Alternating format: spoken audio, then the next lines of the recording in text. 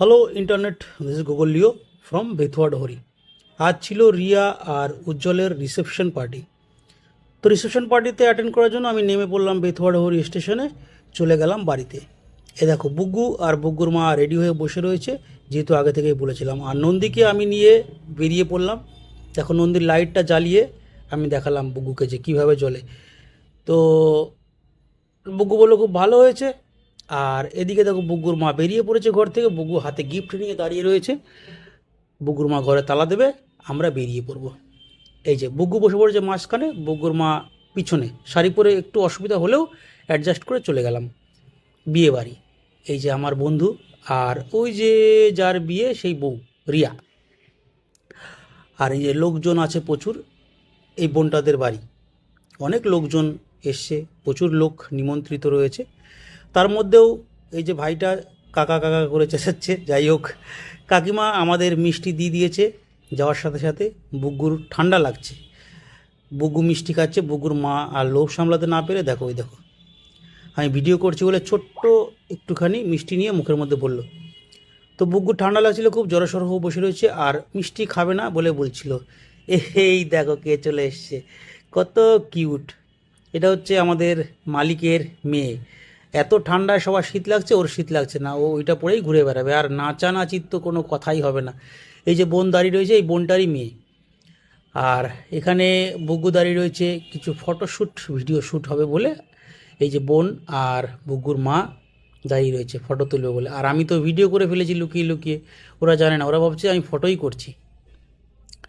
তার মধ্যে লোভ জেগেছে ফুচকার, সবাই মিলে চলে এসেছি আমরা ফুচকা খেতে। দেখো, একে একে সবাই লাইন দাঁড়িয়ে পড়েছে। এই দিদিটার ব্যারাকপুরে থাকে, ব্যারাকপুরে দিদিটার ফ্ল্যাট আছে।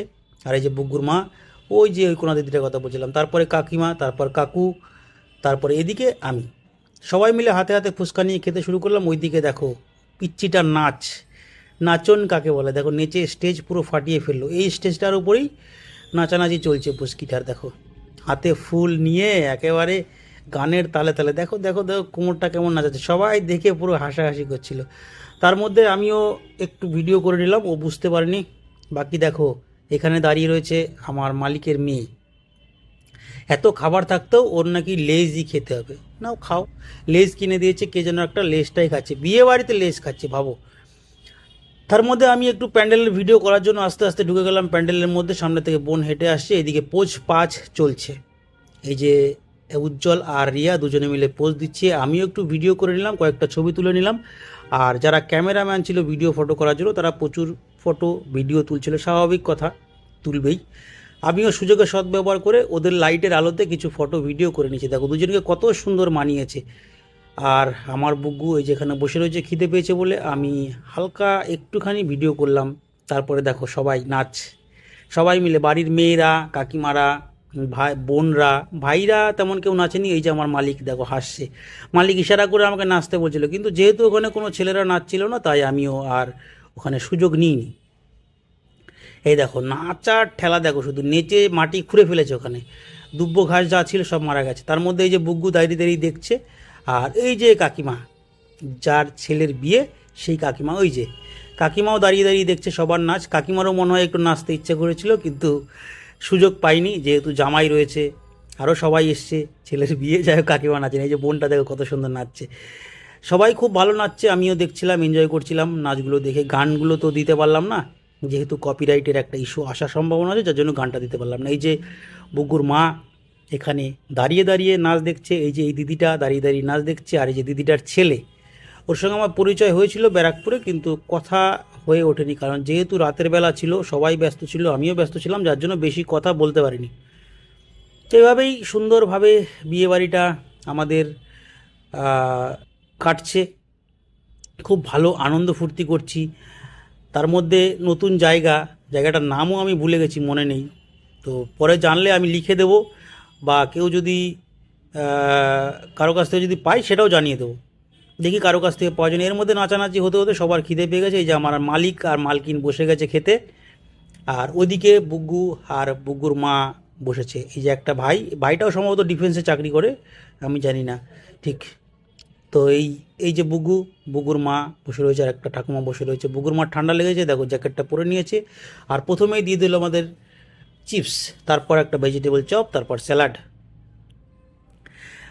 আর আমি ভাতের জন্য অপেক্ষা করছিলাম, দিয়ে দিল ভাত, ডাল, ভেজ ডাল, আর আলু পটল চিংড়ি দিয়ে একটা সবজি, মানে পটল চিংড়ি বলা যায় ওটাকে আর কি।